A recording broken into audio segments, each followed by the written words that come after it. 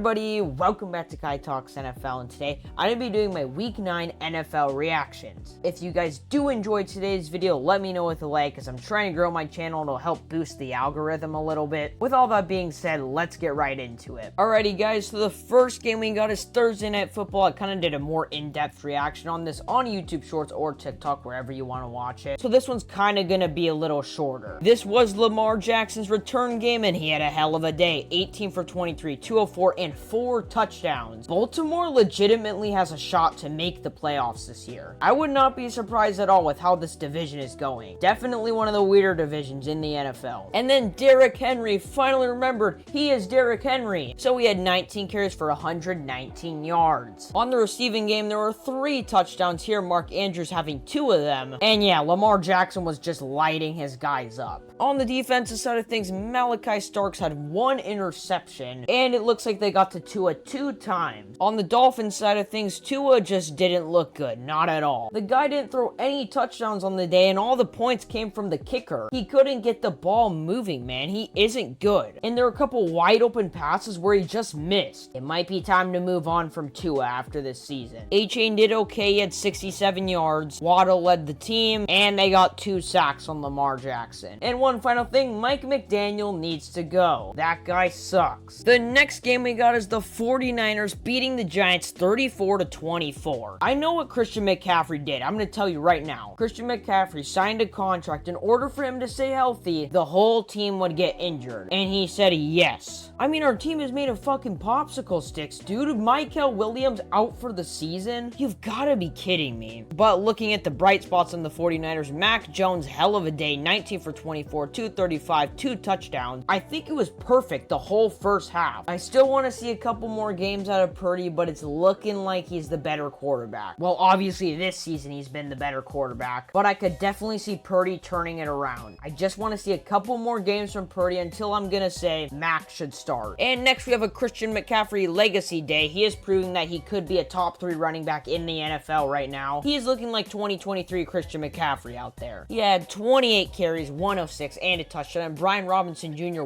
actually did something for once. And I understand we traded the guy for a bag of chips, but like still, we expect him to do more, and this is kind of what we expected out of him. To be a good number 2. Hoping it isn't just a one-game thing, I want to see him get active. And CMC also led the team in receiving with the receiving touchdown. Juwan Jennings also got a touchdown with a hell of a route. That was crisp. He literally made the guy fall. And the defense, we have some talking to do. We can't cover. We can't cover for shit. No matter who it is, it could be the Giants wide receiver 7. It could be their tight end 3. We just get cooked by anybody. And like I said in the YouTube short, it's kind of hard to have a good defense when you're picking people off the street and telling them to play football for you. So yeah, I was pretty disappointed in the defense. Looking at the Giants though, Dart 24 for 33, 191, and 2 touchdowns. He didn't look too awful. He also had a rushing touchdown. And the Giants rushing room clearly needs Cam Scatabo back. God, man, I feel so bad for him. I just feel like the whole Giants morale was down without him in the game. That's the type of energy Cam Scatabo brought to that team. Looking at the receiving though, Darius Slayton led the team with Theo Johnson and Gunner, a name I can't pronounce, also got a touchdown. Looking at the receiving, Darius Slayton led, and Theo Johnson and Gunner, I can't pronounce the last name, both got touchdowns. On the defensive side of things, they got to Mac Jones twice, Brian Burns adding to his sack count. I believe he leads the league in sacks now. He's having a hell of a year, man. Good to see my guys win though. Next game we got is the Chargers squeaking by the Tennessee Titans 27-20, and Herbert threw another one of his shitty interceptions at the beginning of the game. Why does he always do that, man? It's like the worst interception you've ever seen at the beginning of every single game. He's got to get that under control, but I think he still had a good day. And he also got a rushing touchdown too. Kamani Vidal was very contained by the looks of it here. And Oronde Gadsden continuing to prove why he's the tight end 1 in Los Angeles. And Quentin Johnson and Scott Matlock got the touchdown. On the defensive side of things, they got a good chunk of sacks. 2 of them coming from a name I will butcher. And the Titans, well, you guys have the most boring offense in the NFL right now. Seriously, you guys were at the half-yard line, had 2 plays to score, and you couldn't do it. And if you're wondering where the 20 points came from, it came from a pick 6 and a punt return touchdown. None from the offense. It's just sloppy, man. And Ward, once again, not really doing anything. He's not looking great. Elik Ayoman are probably the wide receiver 1 right now. Led the team with 3 receptions and 46. And honestly, the defense ain't that bad either. They had like 5 or 6 sacks on the day, and Cody Barton even got a pick 6. The offense just couldn't keep up. And the Chargers, well, I'm just a little worried for you guys. The next game we got is the Vikings somehow, someway beating the Detroit Lions in their home. JJ McCarthy's return game. As you can see, JJ had a decent day, 14 for 25, 143, 2 touchdowns, 1 interception. Overall, he looked better than he did in some previous weeks that he played. I think he's going to develop into a pretty good player. Hey, he also got a rushing touchdown on the day. On the receiving side of things, a little bit more quiet, but there were 2 touchdowns coming from JJ and TJ Hawkinson. And the defense got 5 sacks, 1 coming from my boy, Javon Hargrave. And Detroit, well, their offense looked pretty good. Jared Goff had a good day. David Montgomery got a touchdown. Well, I guess the rushing was pretty contained, and that's maybe where they went wrong. But the receiving game was good too. Laporta and Jameson Williams both getting touchdowns. Terrion Arnold even got an interception. And they got 4 sacks too. And Minnesota, well, you guys might fight for a playoff spot this year. Next game we got is the Patriots versus the Falcons, where the Patriots won this game 24-23. Looking at the Falcons side of things, Michael Penix went 22 for 37, 221, 3 touchdowns. Bijan held again, like the 3rd week in a row. He has just done nothing. But that doesn't matter when you have a wide receiver who is on literal hard crack. 3 touchdowns on the day, with 1 of them being contested and 1 of them being a contested one-hand catch. On the defense though, Jesse Bates got an interception and Jalen Walker got 2 sacks, and so did Brandon Dorless. So basically what happened here is the Falcons kicker missed the kick, and that's why they're 1 point down and they lost this game. Otherwise it would have gone to overtime. That just sucks for Atlanta, man. New England though, Drake May having a Drake May type day, 19 for 29, 259, 2 touchdowns, 1 ugly interception though. He seems to have some bad mistakes sometimes, but then he makes it up by shoving it in your face and getting the win.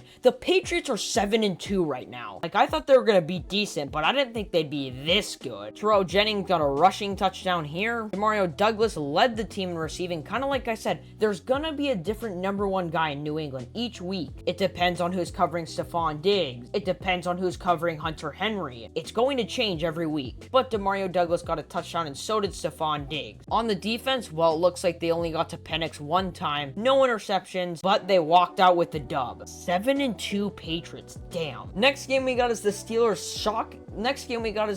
shockingly beating the Indianapolis Colts 27-20. Looking at Danny, a really weird stat line because he threw for a lot of yards, but he also threw 3 interceptions. But he also had a rushing touchdown too, so I don't know, just a weird day for him. But JT was pretty contained, 14 carries, 45. And looking at the receiving, well, it was pretty active overall. Alec Pierce had a hell of a day, having his usual weekly deep ball catch. Michael Pittman went off, and Josh Downs also got a touchdown. On the defensive side of things, Latu, I'm sorry if I butchered that. I remember he got drafted in the 1st round a couple years ago. He had 2.5 sacks. And yeah, I think what cost him this game was honestly just the decision making from Daniel Jones. The interceptions he was throwing. Looking at the Steelers, Unk still got it. Aaron Rodgers, 25 for 35, 203, and a touchdown. And then you had Jaylen Warren being pretty contained, but he did get 2 rushing touchdowns. Looking at the receiving game, pretty contained. Pat Freiermuth got the touchdown though. DK Metcalf had 2 receptions for 6 yards. Really helped me in fantasy. And the defense, like I said, got 3 interceptions. And they had 5 sacks on the day too. I mean, I can't believe I'm saying this after the past couple weeks. The Steelers defense won them this game. And the Colts, well, you guys are sitting nice and dandy at 7-2. You guys will be fine. The next game we got is the Broncos beating the Texans and advancing to 7-2. Before I get on with the reaction though, I just want to say prayers up to CJ Stroud. He took a pretty hard hit during the game, and I'm praying he comes back healthier than ever. But looking at the Broncos, Bo Nix was pretty inaccurate, but he did throw for 2 touchdowns. RJ Harvey, for some reason, only got 2 carries. I don't know what that was about, but he made his presence known in the receiving game, leading the team also with a touchdown. Cortland Sutton made sure he did something by also getting a touchdown. Zach Allen got a sack. That guy's a beast. And my guy, I miss him so much. Dre Greenlaw got a sack. Could make me cry. And Jonathan Cooper also got a sack. Good defensive day by the Broncos, per usual. And the Texans, well, CJ Stroud didn't play very long, but Davis Mills came in the game and wasn't very accurate. Couldn't really move the ball. Nick Nick Chubb didn't do a lot, pretty contained. And the receiving game, it was decently active. They got a couple of different people involved. Dalton Schultz leading the team, though. And the interception came from Kalen Bullock. And 1 sack by Will Anderson Jr. Oh yeah, and all their points came from their kicker. So that's that. Denver, you're going to give a team like Kansas City a run for their money in the AFC West this year. And Houston, just pray CJ Stroud gets better, because if your defense keeps playing how it does, I think you guys will be pretty decent the rest of the season. Next game we got is the absolute thriller. Some will say the game of the year. In the Bears versus the Bengals. Who knew the Bears versus Bengals on a random Sunday would be absolute cinema? Not me. Looking at the Bears, though, got really creative this game. Caleb had a good day, 20 for 34, 280 and 3 touchdowns. DJ Moore even threw a touchdown, showing Ben Johnson's creativeness on this offense, and got a couple of different guys involved in the rushing game. DJ Moore was just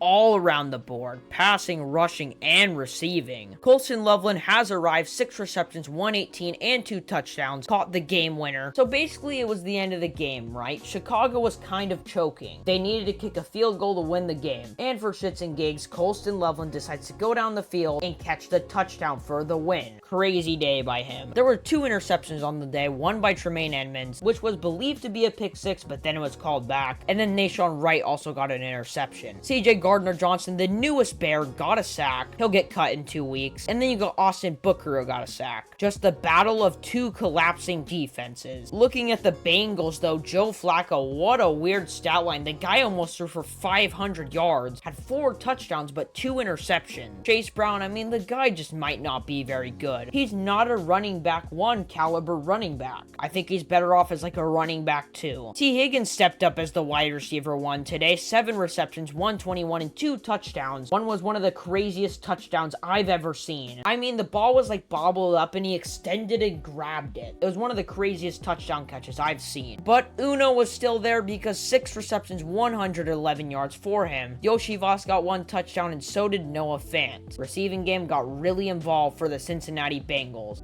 I mean, they scored 4 touchdowns, so that makes sense. And the defense, well, there's virtually nothing to highlight. The Chicago Bears scored almost 50 points on them. Things need to be changed. But hey, if you ever want to trade Trey Hendrickson, you know where to go. But yeah, what a game. Next game we got is the Panthers somehow beating the Green Bay Packers 16-13. I just want to first mention, those are the worst uniforms in the NFL, the ones that the Packers wore. You can kind of see here, they're wearing brown uniforms, blue, and then brown pants. Looking at the Panthers, though, Bryce Young didn't throw for a lot, 11 for 20, 102, and an interception. But you know what happens when you start Rico Dowdle? He does this. He gets 2 touchdowns, 25 carries, 130 yards. Why didn't they start him after his 2 big games? They knew Chuba wasn't performing how he's expected to perform. They should have just let Rico start this whole time, and I gladly picked him up in fantasy. Looking at the receiving, pretty dead. Tedroa led the team, though. And on the defense, there was 1 interception and 1 sack by Tershawn Warden. Looking at the Packers